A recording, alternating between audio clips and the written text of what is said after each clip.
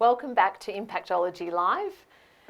Our next speaker is absolutely one who has a huge source of energy and a huge source of joy, and she'll certainly bring that. No pressure, of course, Lisa. It is the wonderful Lisa O'Neill. Lisa is a motivational and leadership expert, and she's also the CEO of the Thought Leaders Business School, which I'm very, very proud to be a part of. Lisa is feisty, funny, and absolutely fabulous. And as I said, she's an absolute beam of light and brings a lot of energy to anything that she does. She has that rare ability to deliver powerful messages through side-splitting humour. Again, no pressure, Lisa. And Lisa is highly sought after as a keynote speaker here in Australia, but also New Zealand. After more than a decade on stage, Lisa is consistently top-rated in conference evaluations for her straight-talking and refreshing wisdom and infectious laughter. She's the author of 3 books: Look Gorgeous, Be Happy, Juggling in High Heels, How to Organise Chaos, and The Lickable Third. Lisa, one of my favourite things that Lisa says is just take a teaspoon of everyone that you meet. And today I encourage you all to take more than a teaspoon, but an absolute tablespoon. Please join me in welcoming the fabulous Lisa O'Neill. Thank you. It's so nice to be here. I'm kind of excited. I love the idea of impact, so I couldn't not be involved, because I think impact is kind of what we're on the planet for, right? That's kind of always been a big belief, a founding belief for me, that all of us are on the planet to have an impact, and I'm certainly doing everything I can to make sure that my time here is well spent. So I have a really I hate the word busy, but I do have quite a busy world. I spend a lot of time speaking and training and working with people, just making people better. I think people being better is my driving force. And a lot of people don't want to be better, and I'm all good with that. So I suggest if you don't want to be better, then just ignore me. If you do want to be better, however, that's kind of what I do. So I spent the last 10 years as a conference speaker.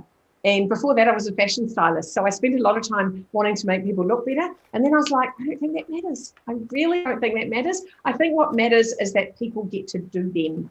And what I discovered when I was working with people in a fashion sense was that most people are after a feeling. They actually aren't after a top. They aren't after pants. They're after a feeling. And they want to feel more like themselves. And yet so few kind of know how to do that. So today I want to talk about the importance of doing you, of what I call the art of self-leadership. And I meet so many leaders in my everyday work who don't know enough about themselves. They don't know themselves. They aren't themselves. And it's a massive issue. So being 100% who you are, I think, is your job. I think we come to this planet, what I call Earth School. We come to Earth School and we're just here to learn how we can be more like ourselves, more of ourselves. And I think the secret to that is getting to know yourself. So I'm going to talk today about getting to know yourself, about know your surroundings. As a leader, you must know your surroundings. You've got to know what you deal with and what you can and can't do. And you need to know your people. So awareness, I'm very big on self-awareness. I think the work we do on ourselves is the greatest work we ever do on the planet. And I'm always saying to people, forget everyone around you. Why don't you just do you? Why don't you get better? Because if you get better, your teams get better, your families get better, everyone around you benefits from you being better. So self-awareness is a massive thing, a theme in my world. I love it.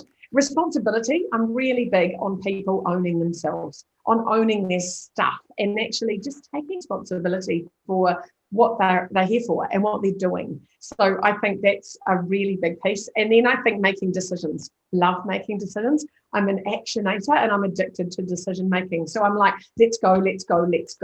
Because I think we're here for a limited time. We're not here to sort of pontificate and theorize and lie on the couch going, oh, I wonder. And wondering is amazing, but actually action is very cool. So I think action's underrated.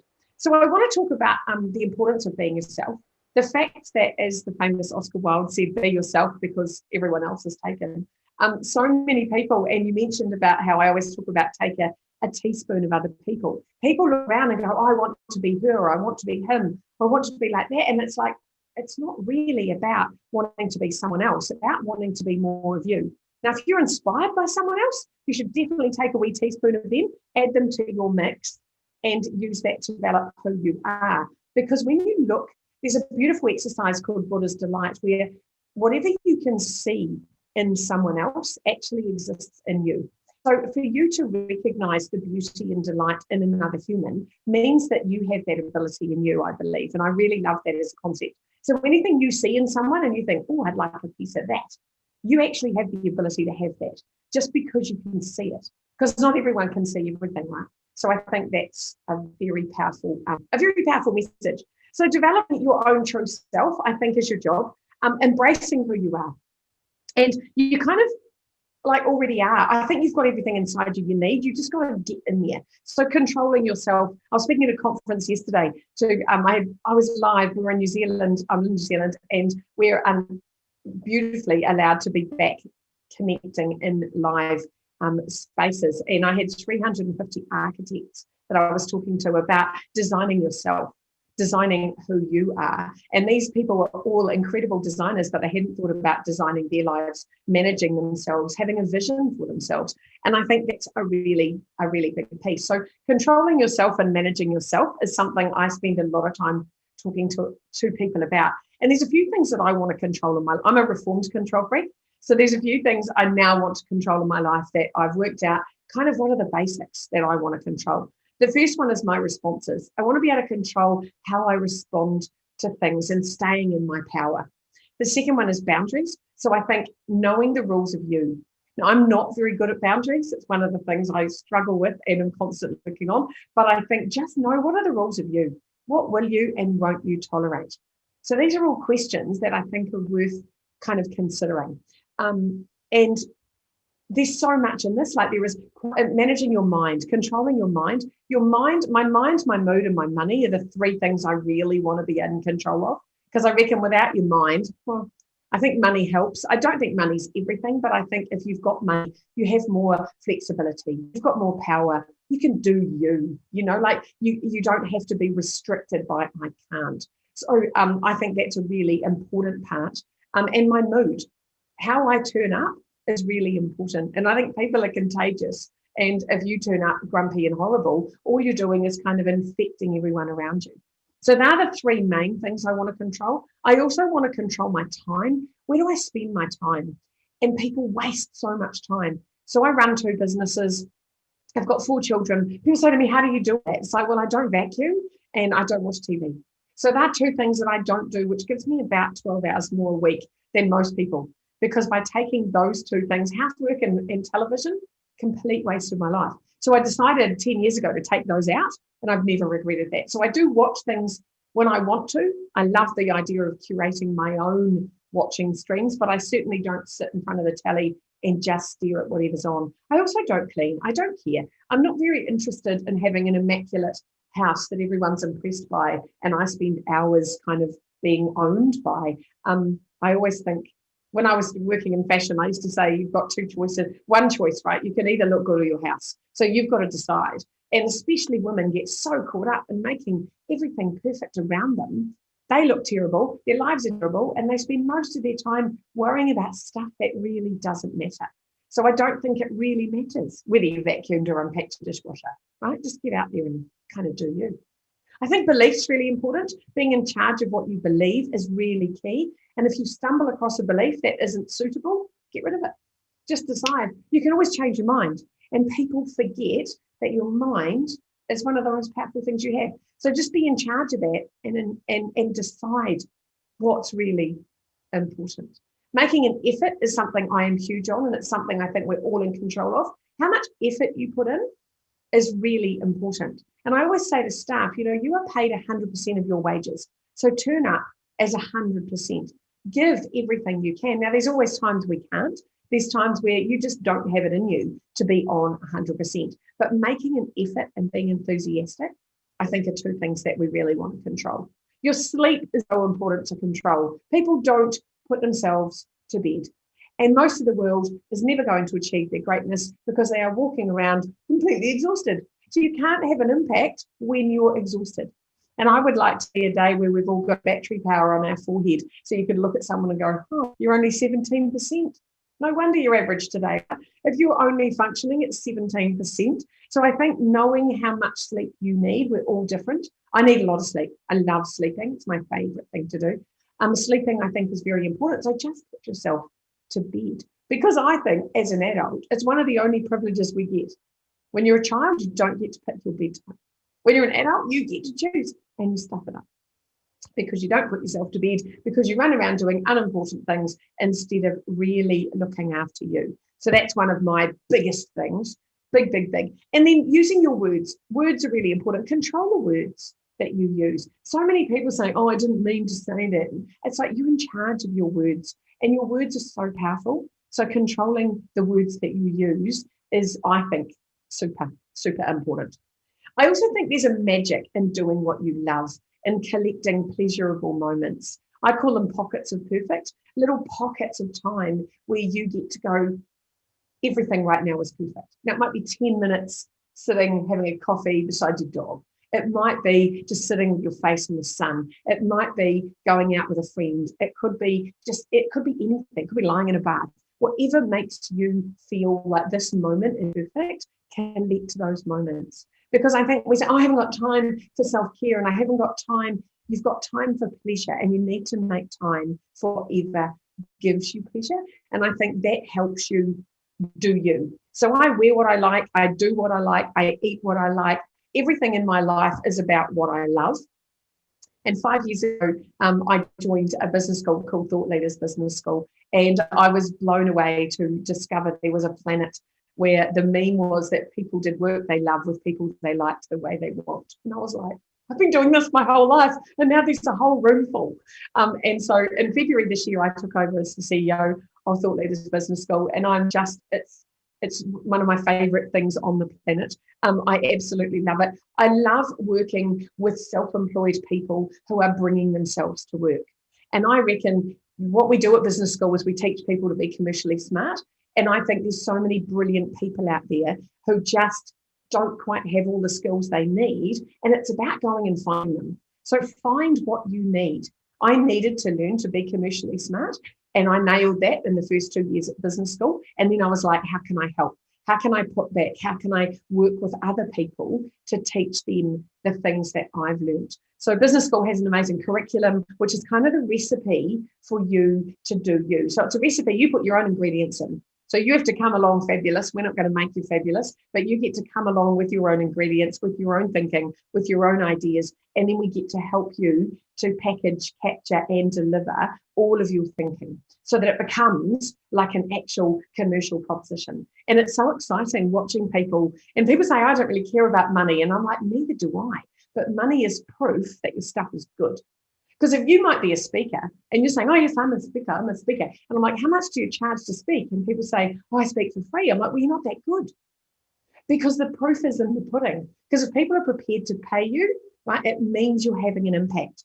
And as I've got better and as my impact has improved, my income has improved. Because people will pay if you have an impact in a room. If you can change 300 people in a room, that is worth something. If you can shift the energy of the room, if you can train 100 people to do something differently, that is worth earning more money. It is worth them paying you more money because it's a direct response to the impact that you can have. So that's why I love this concept of impact. So I wrote another book at the beginning of this year. It's called Everything You Want. And I believe everyone should have everything they want. I think that we don't know how to get what we want. And I think one of the key reasons we don't make enough of an impact is that we don't know what we need. We don't know what we need. We don't know what we're missing. And this is part of the self-awareness piece. But I believe, so love is a whole nother concept, which I'm also writing a book on, but that is a whole nother concept. So I haven't included love in these 6 fundamental needs that we all have. So I think we have wants and needs, obviously. I think the biggest thing that we want energy. We want to be able to have the energy we need to do the things we want to do. We want joy. We want to be lit up. We want to feel pleasure. We want to be in those pockets of perfect. And yet so few of us actually know what brings us joy. So joy is a biggie. Freedom. And freedom, people say, oh, yes, I want to have freedom. I want to do what I want. And I'm like, I reckon freedom's about not having to do the stuff you don't want to do. That's really what I think freedom is about. So freedom's a big one. Trust is enormous. You want to be able to trust the people around you, to trust yourselves, to trust the world, right? If you can't live in trust, it's a very scary way to live your life. So action is another one that I think everyone wants and people don't take enough of. We get stuck in perfectionism, we get stuck in procrastination, and we don't lurch ourselves forward into action. And then control, like I've already spoken about today, the impact of what you want to have control over. So those 6 things I think are what every human wants in their worlds. And what I think we don't know is how to get them. So I believe there's 6 things that we need to do and get on top of if you want to have those things. And so these are the things you need to do to get the things that you want. So the first one is money. I think being in control of money is a really smart idea. Having the right support is everything. Emotional support, physical support, all of the different types of support that people need. And we've become very unhelpfully independent. We're so independent that we're now unable to be helped. And that makes it very hard to be you, because everyone thinks they are now an island that can do everything for themselves. And it's actually not the way to do life. So being well supported, one of the reasons my life is so incredible is because I have incredible support. I have an extraordinary husband. I have wonderful friends. I have great support around me that allows me to do me. So I think support is just huge. It's so big. Belief is huge, believing in yourself. My auntie used to always say, oh, he's got shares in himself. He's got shares in himself if she met someone that was a little bit big on themselves. But I think we need to have shares in ourselves. It's like, how much belief do you have in the fact that you can have an impact, that you do have stuff to do? Because I think belief is super important. Believing in you, believing in something bigger than you, believing in those around you. So believing in why you're on this planet. I think belief is enormous. Time is crucial, making the most of your time, being in charge of your time, and health. You're very, very hard to make an impact in a hospital bed. So I think being proactive around our health is super important, our mental health and our physical health. And then passion. So having a passion for something. Like I have such a passion. When I was asked to take on the role at business school as CEO, it was so easy for me because I am so passionate about clever people being commercially smart. I'm so passionate about people living the best version of themselves and actually not getting what they need to become who they want to be. So to me, that's the greatest honour in the world, when you get to be part of someone else improving their world. So for me, that was easy because I'm so passionate. So I think the job of any of us, I think I was at a conference recently and I said to all these people in the room, how many of you here are a leader? And hardly any of them put their hands up. And I said, okay, how many of you are parents? And about 3/4 of the room put their hands up. I said, anyone who has someone following them is a leader. The definition of a leader is someone who's leading. So if someone's following you, even if it's just your dog, right, you are a leader. So I think we often underestimate where we are leaders in which parts of our worlds. And I think the job of a leader is to empower and encourage other people, to help people to be more. That's the point. The job of a manager is to tell people what to do. And I think the job of a leader is to help people to be more. And the people that I work with, I like to ask them, how can I help you be more? How can I take stuff off you that is weighing you down, that is stopping you from actually being extraordinary? What is the parts of your job that you wish you didn't have to do? Because if I can remove those bits, people have more space to be more of themselves. And I think loading people up with crappy jobs that they don't enjoy doing is one of the worst things that you can do if you actually want to develop the people you're working with, to do more of them, like to be better. I think it's important. So I think stop giving your power away is a really good tip when you're looking at how to lead yourself. We leak our power to others. We give up all of our power by getting really concerned on what other people think, which is really boring. So I believe what other people think of me is none of my business. I don't care if people like me. The reason I don't care is because I like me. So I spend a lot of time getting to know myself and getting to like myself. And when you like yourself, you stop worrying about what the rest of the world thinks. And that is really powerful, and I could talk to you for days about that subject alone. I think making an effort, charging ahead, getting the word out about what you do. If you want to have an impact, you need people to know what you do. You can't sell a secret. So I think it's really important to let people know what you do. When people know what you do, you become magnetic, because people start to go, I want that. I want to do what you do. I want to learn what you know. I want to get some of that, right? And turning up your qualities, like amplifying yourself, is kind of your job. So getting a spotlight on the stuff that you do and turning up your volume. I think some people need to turn down their volume. I'm certainly a bit of a rowdy person, so I tend to have to calm down more than kind of, speak up. Some people are naturally very quiet. And if you're naturally very quiet, you need to learn how you can turn up your volume and speak up a little bit louder so that people are aware that you're around. If you're a noisy person like me and you're a raving extrovert, you might need to calm down, because you might actually put off 50% of the world because they're like, oh, you're a little bit much, right? I've always been too much. I'm okay with that. But I think the real big secrets here are that you need to know yourself. You need to like yourself, and then you need to be yourself. So doing you, being you, for you, so important. And I think the 3 questions I would leave anyone with who is thinking about how they can have more of an impact is, what gives you energy? Follow that. So what gives you energy? Who gives you energy? Where do you get your energy from? Do you get your energy from being alone and having quiet space? Or do you get your energy from other people? What foods give you energy? What people give you energy? So where do you get your energy from is a really powerful question. And often people don't think about this. So if you know what your superfoods are, who your super people are, what everything you need is, you can go and get it. If you don't know what you need, you can't access it because you don't know what you're looking for. So it's like having a GPS and someone saying, where do you want to go? And you go, I don't know. And then you wonder why you never get there. It's because you don't know where you're going. You don't know what you want. So identifying what gives you energy, identifying what help you need. What help do you need? That's a question that so many of us can't answer because we haven't allowed ourselves to consider that, 1, we even need help, and 2, what would that help look like?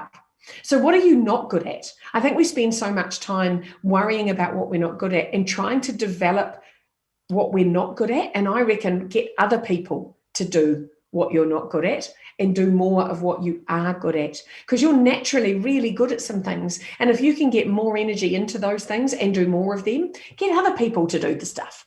I'm really bad at maths, right? I have an amazing accountant. I'm really bad at housework. I have an amazing cleaner, right? Get some people in to do the stuff that doesn't light you up. So make a list of what help you need, the support. So, and then the 3rd thing, so I think energy and support are the 2 biggies. And then there's love. Who and what do you love? And doing what you love. People say to me, how come you're always happy? How come you're always lit up? It's like, because I do what I love all day. I hang out with people I love. I do work I love. I work with clients I love. I wear what I love. Every day I do what I love. And I think doing what you love is your job. So that's coming in my book, Big Love, because the whole book is about love. Because I think if you love your life and you love you and you love what you're doing, life's easy, right? Life is easy. So that is me. That is as short and tight as I could make that, so that I could get as many messages in as possible so that everyone could have a good drink from that little fountain. And I packed a lot in there. But I thought, well, there is 30 minutes for me on how to make an impact on self-leadership and the importance of being you. Really important. You are the only you. You are it. So I think be you is your job. When you get off this today, when you're finished with this amazing 3 days of Impactology, you need to go and make a list about how you're going to do more of you, because that's your job. Lisa, thank you so much. And that's exactly what we're going to do, I think, at the end of these 3 days. Lisa, that was fabulous. And look, it's 10 o'clock here in Melbourne on a Saturday morning. I know it's midday in New Zealand, but gosh, that is just a little charge of energy that I think we all needed. Thank you so much. There is a question that has come through before I hand over to George, and someone on the live stream has said, what leader or which leader has inspired you the most? Ooh, that's a really good question. I'm very inspired by authenticity. So I'm very inspired by people. I have some very weird people I'm very inspired by. They're not weird. They're just out of alignment with me. I'm very inspired by will.i.am, the musician from the Black Eyed Peas. The work he does that no one knows about is extraordinary. He does him 100%, and he does great work on the planet. So he does a lot of work working with children. He does a lot of work funding devices and science projects for kids that would never have the opportunities. So I love him, and I love the fact that he doesn't apologize for who he is, and he has very strong ruckus kind of beliefs, and he's 100% him. Russell Brand is someone I follow a lot of, and I love his work because he's outspoken and he's real and he's honest. And I think people who can lead with authenticity are hugely important. People who just do them and aren't worried about the impact around them, I think. So I think they're probably two of the people that I find super inspiring. There's so many others, but I think that would be my short answer to that question. Perfect, thank you. Well, Lisa, thank you so much. Probably the two things for me is the question, where do you get your energy from? So I think that's certainly something we need to ask ourselves more of, given the situation, I guess, around the globe at the moment. And it's really easy to sort of draw yourself to negative energy.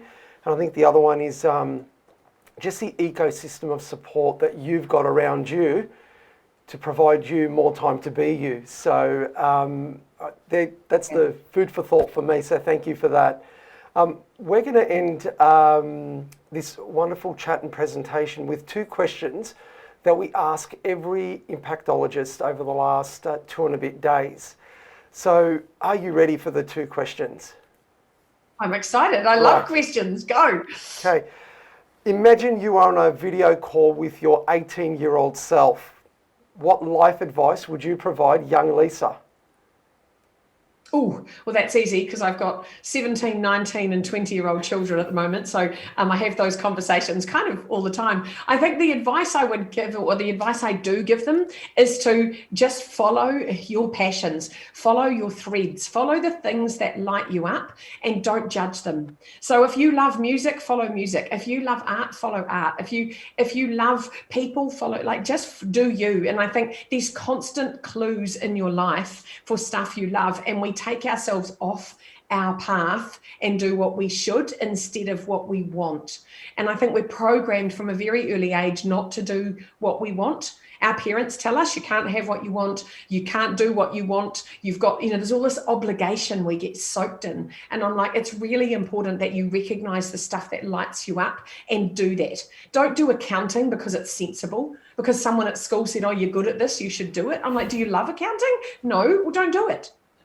Do you. I think don't do things because you should. And we get so many messages when we're young about the right thing to do. And we teach our young people to constantly put themselves aside and follow some kind of weird domesticated norms of what would be good. Go and be a doctor. It's like, do you want to be a doctor? No? Good, don't do it.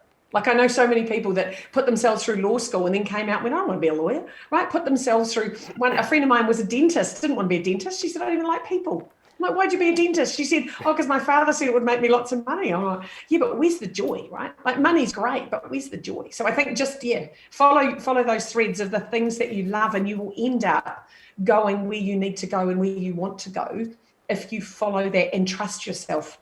I think trust yourself is probably the short answer. I think a lot of those cues as well around passions and interests appear very early in one's life. So that is fabulous advice. And the final, it's actually not a question, it's actually a game of word association. So Lisa, you know the drill. We'll provide you a word and you share with us the first word that comes back into your mind. Are you ready? Ready. Travel. Me. Family. Always. Love. Forever. Earrings. Oh, essential. Oh, we'll take the first. That was the first word. Sparkle. Oh, sparkle. Yes, sparkle. I think, oh God, what's a word for sparkle? Glitter. Glitter is probably this word. Yeah, glitter. And 2021. Oh, possibilities. So many possibilities. I think there's Lisa? been so much good stuff that's come out of 2020. Everyone's very focused on the bad stuff, and there was a lot of heartache, a lot of horribleness, a lot of redirection, a lot of stop and start. And my business got completely ruined in 2020, and I'm so grateful because I've learned skills I wouldn't have learned otherwise. I've become way more flexible. Way more interesting. I've spent way more time with my family. I really like it. So I think next year is lots of possibilities, and the possibilities are endless, right? And I think we need to be adaptable, and we need to be flexible, and we need to be kind. And I think that's what 2020's taught me. So they're the words I'm taking into 21. That's wonderful. Lisa, we do thank you so much for your time. It was absolutely fantastic to hear your story and the impact that you're making. For anyone that's watching this live or post this event, we will be putting a link to Lisa's books on our website, so you'll be able to easily guide through to where Lisa is, and we'll also put website links and social media tags for Lisa on our website as well. Thank you again, Lisa. Take care. Have a lovely Saturday and a great weekend. Fantastic. Thanks, Thank you so Lisa. much. Thank you. See ya. See ya. Bye. We are nearly 20 minutes to the hour, and take a break. We'll see you in 20 minutes, and we've got Cole Fink who'll be joining us in 20 minutes, and we look forward to chatting to him. And I think it's continuing the theme of Thought Leaders Business School. It is. It's Thought Leaders Rita, Morning. so we're going to continue that energy. So we'll see you soon.